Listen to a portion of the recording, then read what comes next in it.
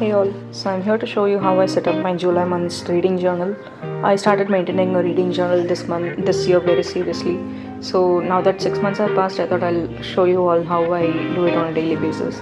So many of you have been asking me on my Instagram that you would love to see more reading journal videos, and I thought instead of doing it on stories or reels, I'll do something here. My monthly spread is really basic. So I just put a calendar for that month, and I mark off how many pages I've read that day and from what book.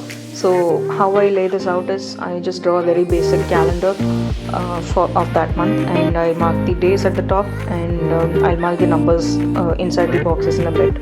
And throughout this year's reading journal, I followed this diamond or sparkle thing for a border. So I just add a couple of sparkles in the corners, and in each of the boxes I'll just add spaces to write the dates against each of the days. And at the below these little boxes in different colors are the different books that I read during that month. So I like to color code them and track how many pages I read from which book each day. So that's what this spread is basically for. And I just accentuate the border by adding some outlines and an overall outline for the page. So it gives a very minimalistic vibe, and at the same time not too boring. So I really love this border, so I am keeping it for the entire of my reading journal this year. And here's where I realized I actually added an extra row in the calendar and I messed up, but that's okay, I'll cover it up somehow. And on the right side you see the template that I upload on my Instagram on a weekly basis or on a daily basis. So it basically has the number of pages that I've read each day and from which book, and it's all color coded.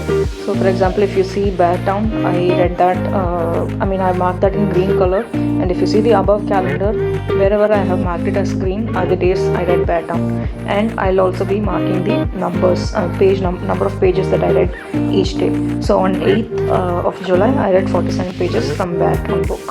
So that's how the spread really works. And I have a spread for books that I've completed and also which are incomplete. So I'll pick off the books that I completed in green color, and so the last book I was yet to complete, so that will come in my August journal as well. It will continue to my August journal as well. And so this is basically the only thing that I do for monthly spread.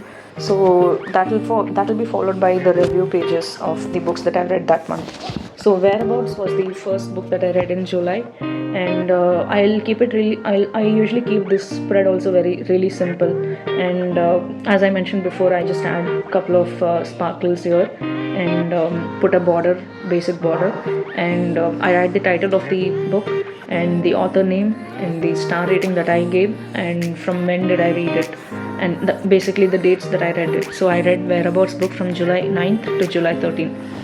And again I'll just accentuate the border and start writing out the review. So usually before I update my reading journal, I would have already posted my review on Goodreads and Instagram. So I'll just copy it down from any one of those into my journal.